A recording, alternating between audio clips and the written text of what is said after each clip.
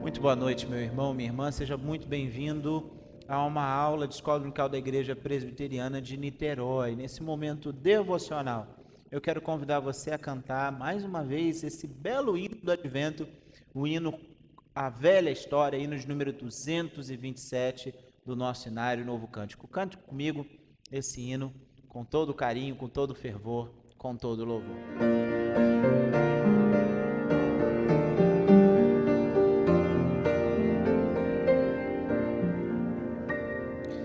Conta-me a velha história do grande Salvador, de Cristo e sua vida, de Cristo e seu amor.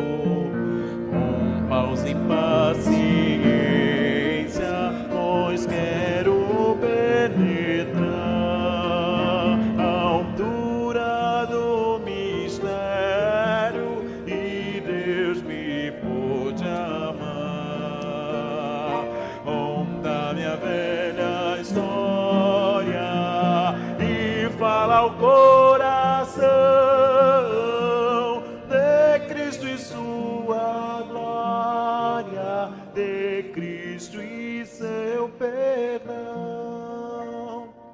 Fala-me com ternura do amado Redentor, a mim que tanto sofro por ser um pecador.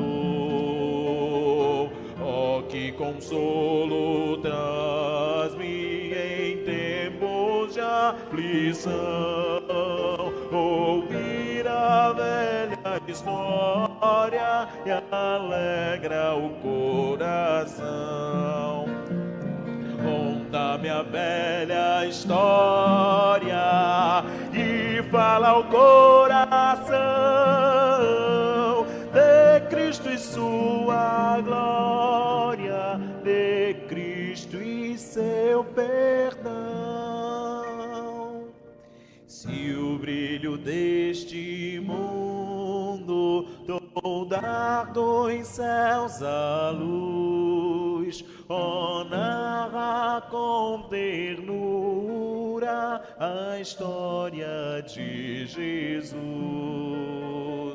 E quando enfim a aurora do mundo além raiar, recorda a velha história que Deus me quis salvar. Conta-me a velha história e fala ao coração de Cristo e sua glória, de Cristo e seu perdão. Em mais um dos nossos estudos sobre Cristologia, ou seja, a obra e a pessoa, ou a pessoa e a obra de Cristo Jesus, nesse estudo de hoje, na nossa aula de hoje, nós vamos falar sobre Jesus Cristo como o Deus homem. À luz das Escrituras, nós entendemos que Jesus é 100% Deus e 100% homem. O nosso Senhor Jesus é o Deus encarnado, o Deus que se fez carne. Então eu quero, junto com você, ler a primeira epístola de João, no capítulo 1, verso 1 ao verso 4. Primeira epístola de João, capítulo 1, verso 1 ao verso 4. Esse texto é um retorno, é uma referência ao Evangelho de João, capítulo 1, também escrito pelo apóstolo João.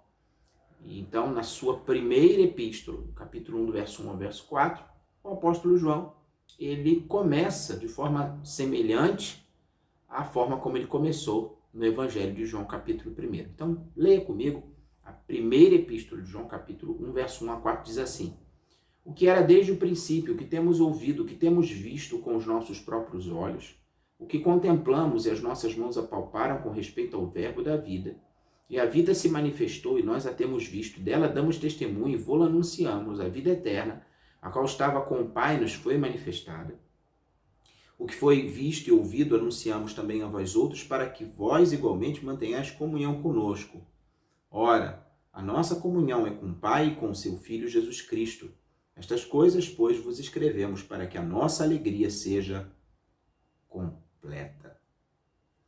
Vamos orar? Santo e eterno Deus, perdoa as nossas faltas, se conosco, nos ilumina, para que, à luz de Tua palavra, tenhamos o privilégio de conhecer um pouco mais de Jesus, nosso Redentor, o nosso Salvador. Nele descansamos, nele confiamos. Amém. Nos primeiros séculos do cristianismo, muito se discutiu sobre as duas naturezas de Cristo. Nas nossas últimas 4 aulas, vocês vão lembrar que nós tratamos a respeito da revelação histórica de Jesus. Porque Jesus, ele ao nascer, né, o Deus manifesto em carne, se fez reconhecido, se fez conhecido em figura humana. Os nossos primeiros irmãos lidaram com um homem, com uma pessoa como eu e você. Jesus foi visto como eu e você nos vemos. E houve um processo, houve uma caminhada até que os discípulos entendessem de forma plena que Jesus era Deus. E a forma, né, que nós trabalhamos nas últimas 4 aulas foi justamente a partir de um livro chamado Cristologia do Novo Testamento, de Oscar Cullmann, como que os títulos, como que os nomes, né, dados, dos ofícios dados a Jesus, refletem como a igreja foi pensando e foi recebendo a revelação de Jesus a partir da sua relação com ele. Então, inicialmente nós falamos da obra terrena de Jesus, ou seja, ele foi reconhecido como um profeta, ele foi reconhecido como um servo, nesse caso identificado como servo sofredor, anunciado por Isaías, e como um sumo sacerdote.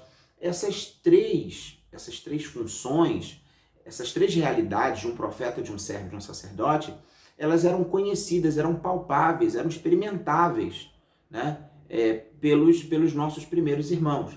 Então, naquilo que se refere à sua obra terrena, no que se refere a coisas eminentemente do cotidiano daqueles nossos primeiros irmãos, Jesus se revelou a eles como profeta, como o profeta, né, o último profeta, né? Jesus é o profeta, não é mais um profeta, como o próprio João Batista, que preparou o seu caminho, foi um profeta, mas Jesus é o profeta. Jesus veio como o servo, ele se fez servo, assumiu a condição de servo, para através do seu serviço nos salvar, e ele foi um servo sofredor, que assumiu o sofrimento em nosso lugar, e Jesus foi o sumo sacerdote, que ao mesmo tempo sendo sacrifício, ele foi o mediador do sacrifício. Ele fez a ponte entre eu e você e Deus. Ele é o mediador entre Deus e os homens. E, então, Jesus foi o sumo sacerdote. Ele é o sumo sacerdote e nele todos nós somos feitos sacerdotes. Por isso temos pleno acesso ao Pai, porque Jesus abriu esse caminho. Essa foi a obra terrena de Jesus. Num segundo momento, né, dessas últimas 4 aulas, na segunda aula, nós estudamos sobre a obra escatológica de Jesus, e nós bem observamos que essa obra escatológica, ela não se refere à escatologia nossa, do retorno de Jesus no primeiro momento. Tem a ver também, porque Jesus vai voltar, e assim nós cremos à luz da palavra. Mas quando nós falamos obra escatológica de Jesus no primeiro momento, nós estamos falando do cumprimento das profecias feitas aos hebreus. Os hebreus tinham uma expectativa messiânica, tinham uma expectativa da vinda do Filho do Homem, uma expectativa escatológica quanto ao futuro. Então, quanto ao futuro dos hebreus, eles esperavam vir um Messias, eles esperavam vir um Filho do Homem.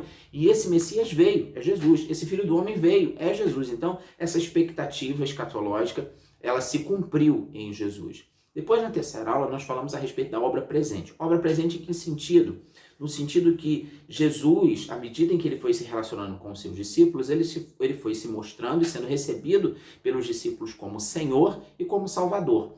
Hoje, eu e você, à medida em que nos relacionamos com ele e recebemos a palavra de Deus, nós recebemos Jesus como Senhor e Salvador. Nossos irmãos que ainda vão conhecer do Evangelho, eles vão ouvir da palavra e vão reconhecer Jesus como Senhor e Salvador. Portanto, é a obra presente, né? Um presente contínuo, né? Um presente no sentido de que hoje, né? Assim como no hoje do passado, o hoje para aqueles nossos primeiros irmãos, no hoje deles, Jesus se fez Senhor e Salvador da vida deles. Hoje Jesus é o nosso Senhor e Salvador. No hoje de amanhã, né, dos nossos irmãos que ainda vão se converter, Jesus será Senhor e Salvador para eles. Então essa é a obra presente de Jesus. Então nós vimos a sua obra, né, terrena, né, reconhecido como em funções, né, que homens desempenhavam, profeta, servo sofredor, o servo e o sacerdote, a obra escatológica, né, Messias e Filho do Homem, então cumprindo a expectativa escatológica dos judeus, Senhor e Salvador. E por fim, na última aula, nós falamos a respeito da pré-existência de Jesus. Porque os nossos irmãos, à medida que foram conhecendo Jesus, começaram a perceber que aquele homem perfeito, sem pecado, ele não podia ser outro senão Deus. E assim, ele foi chamado de Logos, Filho de Deus e Deus. As Sagradas Escrituras nos mostram que Jesus é Deus. Mas como assim? Então Jesus é homem e ele é Deus? Exatamente. A palavra de Deus nos mostra que Jesus é ao mesmo tempo homem e ao mesmo tempo Deus.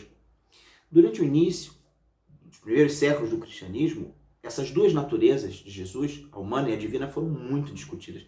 Porque como é que funciona isso, né?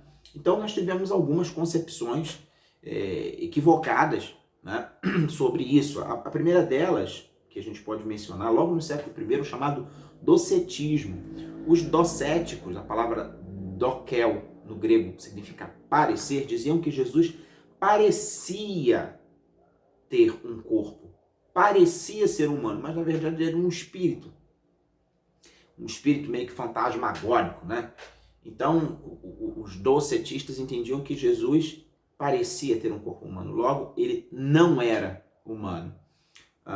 Para os ebionitas, o ebionismo se desenvolveu no século II, né? Eles eram judaizantes, portanto eram cristãos que acreditavam em Jesus, mas eles puxavam muito para as leis do Antigo Testamento. Eles negavam a divindade de Cristo naquela lógica do monoteísmo judaico, né? Só existe um Deus. Então eles diziam que Jesus ele teria recebido o Espírito Santo após o batismo, né? E assim ele era apenas alguém que tinha sido adotado pelo Pai. Essa variante, inclusive, é chamada de adocionismo. Jesus era um ser humano extraordinário adotado pelo Pai. Uma terceira corrente, uma terceira concepção, ela foi desenvolvida no século IV por Apolinário de Laodiceia, e essa ideia foi chamada de apolinarismo. Os apolinaristas afirmavam que Jesus era parcialmente humano. Como assim parcialmente humano? Porque o Logos divino teria assumido a mente humana de Jesus. Então Jesus, na concepção dos apolinaristas, não tinha uma alma humana, uma mente humana. Ele tinha um corpo humano, mas era espiritualmente somente divino. Para os nestorianos aí vem de Nestório, século V, né, eles não aceitavam a união da natureza divina e da natureza humana de Jesus.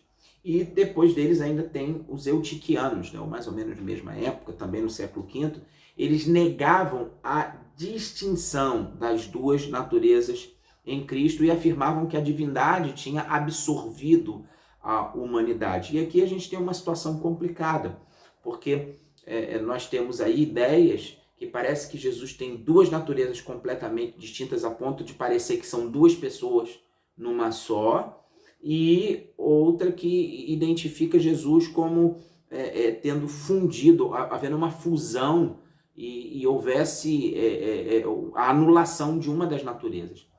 Pois bem, o Concílio de Calcedônia, reunido em 451, um concílio chamado de concílio ecumênico, no sentido de representatividade de toda a igreja da época, esse concílio reuniu os bispos, se reuniram e rejeitaram essas interpretações.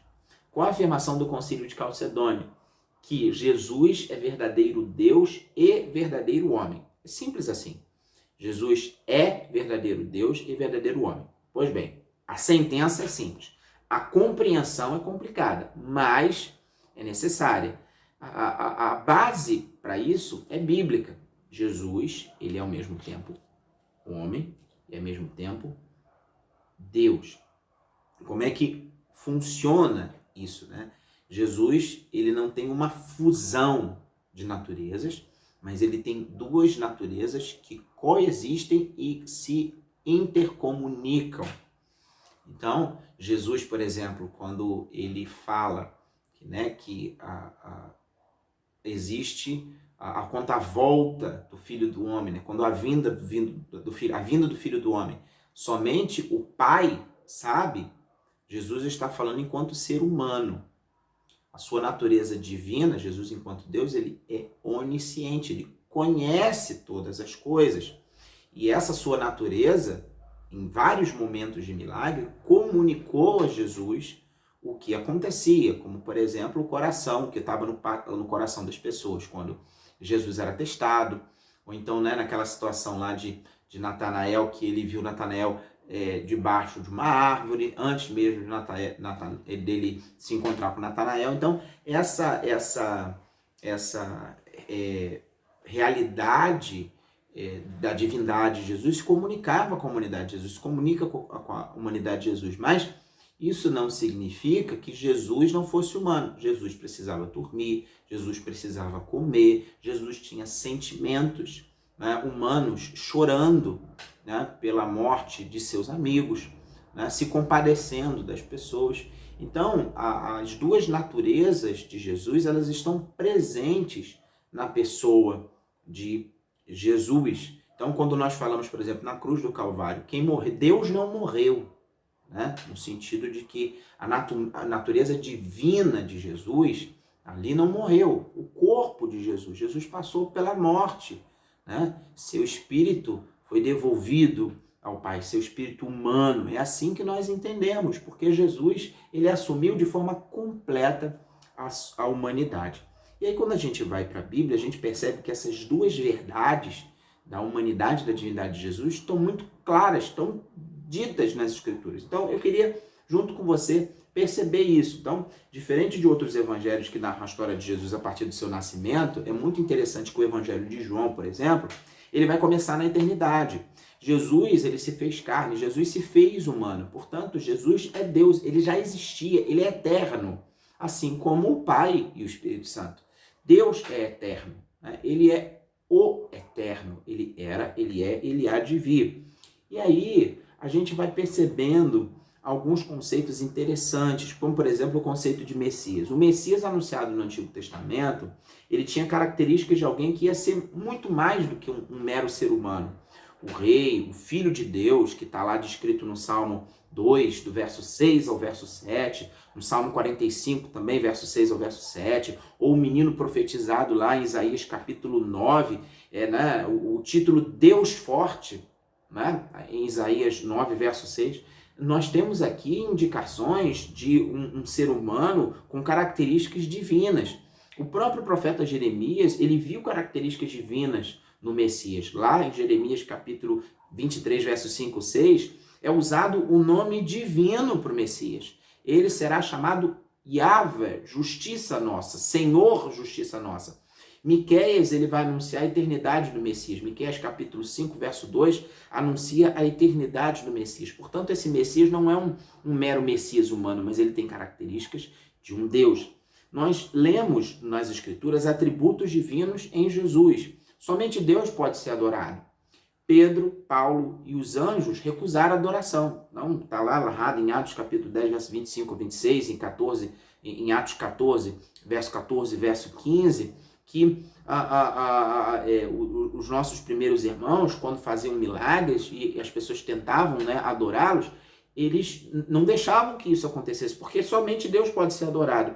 Mas é interessante que o nosso Senhor Jesus, ele recebeu adoração, em alguns momentos até ele incentivou, né? Nós temos exemplos disso em João capítulo 13, verso 13, Mateus capítulo 14, verso 33, em Lucas capítulo 5, verso 8 e 24, verso 52, no Evangelho de João no capítulo 4, verso 10, e mesmo no Evangelho de João capítulo 20, verso 27 a 29, né, depois de Jesus ressuscitado, Jesus ele se permite ser adorado. Logo, ele diferente de humanos como nós, como o apóstolo Pedro, o apóstolo Paulo, que recusaram a adoração, Jesus foi adorado como Deus, porque ele é Deus, né? Quem é adorado por anjos não pode ser um mero humano, né? E Jesus é adorado por anjos. Hebreus capítulo 1, verso 6 vai dizer que todos os anjos de Deus devem adorar Jesus. Somente Deus, além de ser adorado, somente Deus tem o poder de perdoar pecados, e foi exatamente isso que Jesus fez.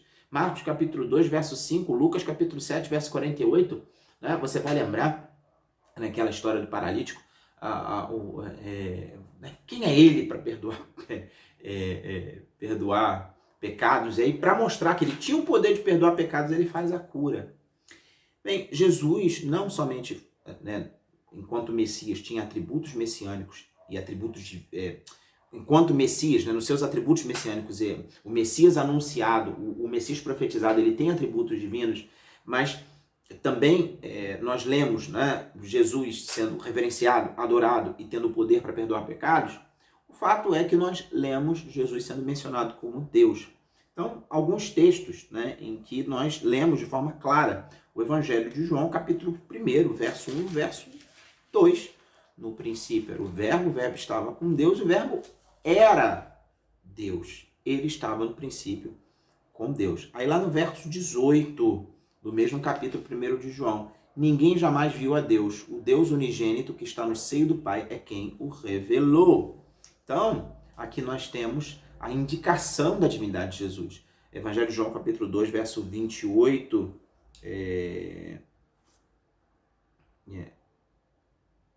Capítulo 20. Está anotado aqui errado, é capítulo 20. Evangelho de João, capítulo 20, verso 28. Aqui, ó.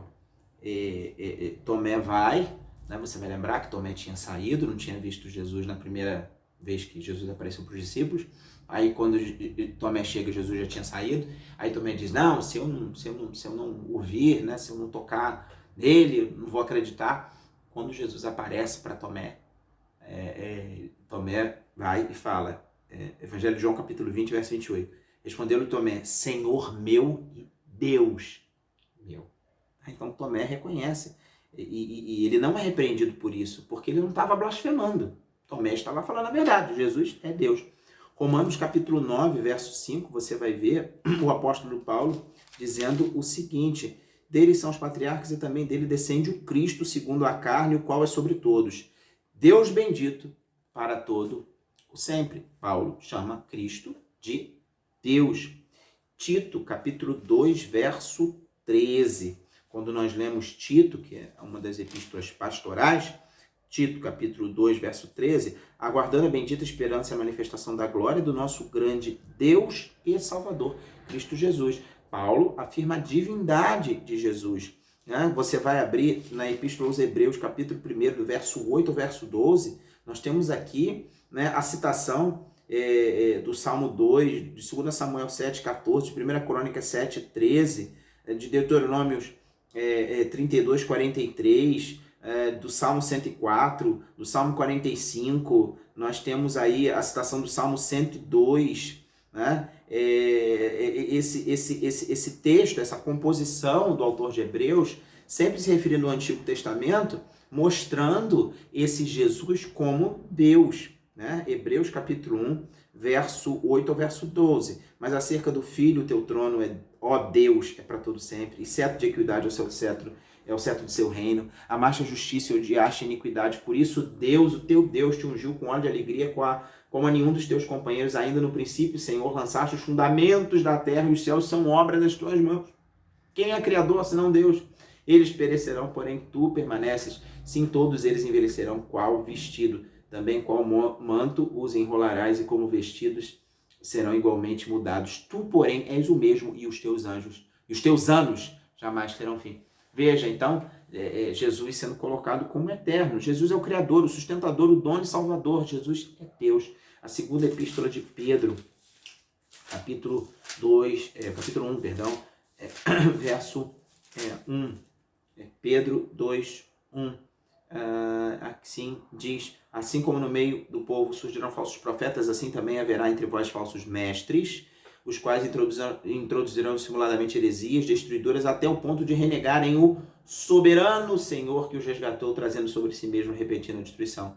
Jesus, ele é o soberano Senhor, Deus, Salvador. Jesus é o verdadeiro Deus, é ele que tem a vida eterna, conforme nós lemos em 1 João capítulo 5, o versículo 20. Também sabemos que o Filho de Deus é vindo e nos tem dado entendimento para reconhecermos o verdadeiro, e estamos no verdadeiro em seu Filho Jesus Cristo. Este é o verdadeiro Deus e a vida eterna. Então, nós lemos várias referências de Jesus sendo chamado de Deus. E é interessante que Jesus ele é chamado em alguns momentos de Yahvé. Yahvé é o nome de Deus revelado no Sinai. Jesus ele escandalizou os judeus quando você lê lá em João capítulo 8, verso 58, ele dizendo: antes que Abraão existisse, eu sou.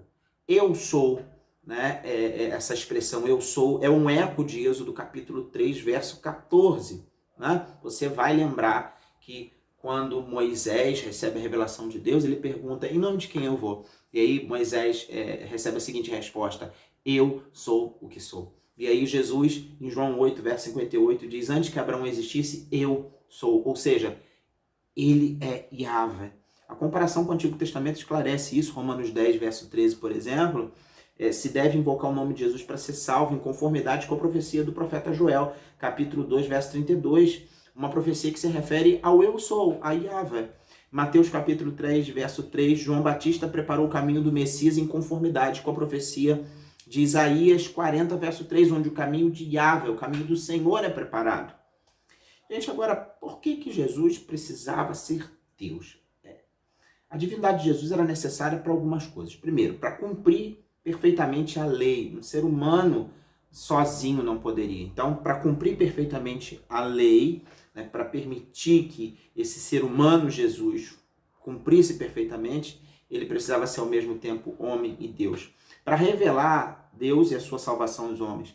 Para Satanás ser definitivamente derrotado. Para que se suportasse o peso da culpa do pecado de seu povo, bem como que a ira que ia cair sobre ele como um representante dos eleitos, libertando assim os eleitos da condição de malditos, porque os malditos não haviam cumprido a lei. Também para que ele pudesse se constituir num caminho perfeito, imaculado, conduzindo o homem a Deus. Essa obra ninguém podia fazer, nenhum dos filhos de Adão, nenhum dos descendentes normais de Adão, nem mesmo um anjo poderia fazer essa obra, né? E para que pudesse se apresentar como um sacrifício perfeito e aplicasse de forma eterna os méritos da sua obra ao povo que havia sido eleito. Bem, a divindade de Jesus está muito clara no Novo Testamento, né? Mas ao mesmo tempo a sua humanidade também está muito clara. Primeira coisa importante da gente perceber é que Jesus tinha uma aparência humana, porque ele era humano. Então é por isso que ele tinha uma aparência humana. De certa forma, Jesus era um homem como outro qualquer. Jesus tinha um corpo e as pessoas o viam como um outro judeu, nascido de uma judia. Era assim, isso mesmo. Assim como eu e você nos reconhecemos etnicamente, Jesus era reconhecido etnicamente pelo seu povo como um igual, né? Nesse sentido. Mesmo depois de ressuscitado, inclusive, você vai lembrar que está lá em João capítulo 20, verso 15, Maria Madalena, ela fica chorando, né, no túmulo, e aí quando Jesus se aproxima, ela confunde Jesus com um jardineiro, porque Jesus tem um corpo humano, né? Foi o corpo humano de Jesus que foi ressuscitado, né? É importante você entender isso, né? Jesus, ele é humano. A divindade habita corporalmente nele. Colossenses capítulo 2, verso 9, vai dizer isso pra gente, que a divindade habita corporalmente em Jesus. Jesus tem um corpo. Jesus teve um desenvolvimento humano. Quando você lê lá Lucas, capítulo 2, verso 40 e também o verso 52, a gente lê uma coisa muito interessante. Que, deixa eu abrir aqui, que eu acho que esse é um texto bacana de ser lido, porque Lucas, capítulo 2, verso 40, olha só o que vai dizer. Crescia o menino e se fortalecia. Crescia o menino, criança. Ele crescia, ele veio como um bebezinho, nasceu de uma mulher, e foi crescendo. Ele crescia, se fortalecia, enchendo-se de sabedoria e graça, a graça de Deus estava sobre eles. Verso 52, e crescia Jesus aqui, já é quando ele estava lá no meio dos doutores, né? Então Jesus já era um adolescente, porque ele tinha 12 anos. Crescia Jesus em sabedoria, estatura e graça diante de Deus e dos homens. Jesus crescia em estatura. Jesus, crescia, se desenvolvia gradualmente como todo ser humano. Né? Jesus tinha limitações humanas. Ele não era um super-homem. Ele teve sede, teve fome, ele teve cansaço, teve tristeza e muitos outros sentimentos e necessidades e limitações próprias do ser humano. Então, lá na tentação, Mateus 4, verso 2, vai dizer que ele teve fome. Em João capítulo 4, verso 6 a verso 8, quando ele pede a uma mulher lá no poço, né, aquela mulher samaritana, ele pede água porque ele estava com sede. Ele dormiu de cansaço, como nós lemos em Marcos capítulo 4, verso 36 a 41. Jesus sofreu dores e Jesus morreu fisicamente falando. Jesus descobriu humanamente que a figueira era estéril. Né? Essa passagem que está lá em Marcos 11, verso 12 a verso 14, ele, né, enquanto homem, ele foi até uma figueira porque ele estava com fome e ele estendeu para pegar um fruto. E não tinha, aquela figueira não tinha frutos. Né? É interessante isso. Agora, qual a necessidade de Jesus ser humano? Gente, para ele ser um exemplo perfeito de ser humano. Jesus veio para ser o que nós não fomos. Jesus veio para mostrar para nós o que é ser humano. Jesus veio para cumprir o propósito de Deus para o ser humano, tanto em relação à sua criação, porque nós não fomos criados para o pecado, fomos criados com a possibilidade de pecar, porque não fomos criados marionetes, mas fomos criados originalmente com um livre-arbítrio que se perdeu quando escolhemos pecar e fomos destituídos da glória de Deus. Então hoje somos inclinados ao pecado e não temos escolha, mas o ser humano sem Jesus, sem ser regenerado, sem uma ação do Espírito Santo de Deus, ele é naturalmente inclinado para o pecado. E hoje nós temos uma luta, né? Aqueles que foram convertidos, aqueles a quem o Espírito Santo regenerou. Hoje há uma luta interna que só pode ser vencida em dependência do Espírito, na dependência do Espírito Santo, com santificação, nos voltando em oração e leitura da palavra de Deus, para cada vez mais buscar a vontade de Deus. Mas então, Jesus ele veio para cumprir o propósito de Deus para o homem em relação à sua criação. Quando o homem pecou, ele perdeu o domínio sobre a criação. Veja toda essa desregulação, né? O ser humano ele deveria cuidar do habitat que lhe foi dado e não faz isso de forma perfeita, de forma completa, de forma devida. Né? O homem, ao pecar, ele perdeu o domínio sobre a criação. Jesus demonstra na sua vida o domínio sobre a criação. Então, Jesus veio para representar genuinamente o seu povo, né? Segundo Adão, tornando-se o único mediador entre Deus e os homens. Jesus é um mediador perfeitamente homem. Ele assume o papel de sacerdote diante de Deus. E para que ele estivesse sobre a lei, a fim de poder cumprir a lei. Como ser humano, Jesus esteve debaixo da lei. É importante também que Jesus pudesse arcar moral, física e espiritualmente com as consequências do pecado. Então, o que acontece na cruz do Calvário não é uma representação. Jesus era um homem sem pecado, mas se apresentou a si mesmo como uma oferta santa, como uma oferta imaculada e sofreu sobre si, na sua humanidade, o peso do pecado. E, claro, Jesus veio para simpatizar com aqueles a que lhe pertencem, né? No sentido de ele esteve sujeito às mesmas tentações. Então, humanamente, não só enquanto ser divino que conhece todas as coisas, mas Jesus, enquanto humano, ele sabe exatamente o que nós passamos, o que nós experimentamos. E assim, Jesus também precisava ser humano para ser o padrão do nosso corpo redimido. Um dia receberemos um corpo semelhante ao dele. Nós seremos glorificados. Né? Jesus ressuscitou. E se eu e você viermos a morrer, no último dia nós vamos ressuscitar e o nosso corpo será semelhante ao de Jesus. E mesmo que Jesus volte, nós não tenhamos a experiência da morte física, nosso corpo será glorificado para encontrar com Ele nos céus. Gente, concluindo o nosso estudo de hoje, a nossa aula, Jesus, como verdadeiro Deus e verdadeiro homem, ele precisa ser confessado pela igreja. Ele precisa ser proclamado pela igreja, porque quando nós negamos a divindade de Jesus, nós não lhe damos a devida adoração. Mas Jesus é Deus e deve ser adorado. Quando nós negamos a sua humanidade, nós negamos o amor de Deus a ponto de se encarnar, de se humilhar, de se fazer como um de nós e se entregar no nosso lugar. Então, nós devemos nos sentir honrados pelo fato de o Filho de Deus ter se tornado humano como um de nós. Ele dignificou ainda mais a natureza humana com a sua encarnação. Acima de tudo, cabe a nós o agradecimento por aquele que, conforme nos narra 2 Coríntios 8, verso 9, sendo rico se fez pobre por amor de vós, para que pela sua pobreza vós vos tornasseis ricos. Queridos, que maravilha saber que Jesus é homem, Jesus é Deus. É esse Deus homem, esse homem Deus, que nos salvou, que nos salva. É o nosso Senhor, é o nosso Salvador, é o nosso Redentor. Ele é tudo que temos, Ele é o que há de melhor. Eu quero orar junto com você. Soberano e eterno Deus, obrigado por teu Filho Jesus, nosso Senhor, nosso Salvador. Nele confiamos, nele descansamos. Ele é o Deus de nossas vidas, o Senhor de nossas almas, o nosso Redentor. Aquele a quem rendemos toda a honra, glória e louvor. Eu te imploro por todo aquele que agora, junto comigo, estuda a tua palavra, que sejamos edificados, confortados e a nossa esperança se renove cada dia mais na fé em Jesus Cristo. Nele oramos. Em nome dele nós oramos. Amém, Senhor. Meu irmão querido, chegamos ao final de mais essa aula e depois desse estudo sobre a cristologia, sobre esse Cristo, esse Logos, o Verbo que se fez carne, eu convido você a adorá-lo em espírito e em verdade, cantando o hino de número 240 do nosso Inário Novo Cântico.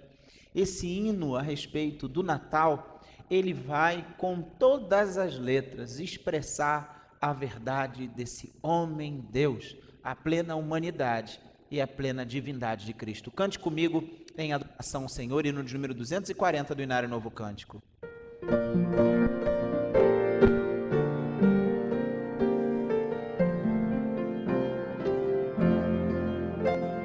Eis dos anjos a harmonia, cantam glória ao Rei Jesus. Paz aos homens, que alegria, paz com Deus em plena luz. Ouçam povos exultantes, ergam salmos triunfantes, aclamando seu Senhor. Nasce Cristo Redentor, exultai, ó terra e céus, dando glória ao homem Deus. Cristo eternamente honrado, do seu trono se ausentou, e entre os homens encarnado, Deus conosco se mostrou. Quão bondosa divindade, quão gloriosa humanidade. Salve Cristo Emmanuel, luz do mundo, Deus fiel. Exultai, ó terra e céus, dando glória ao homem Deus.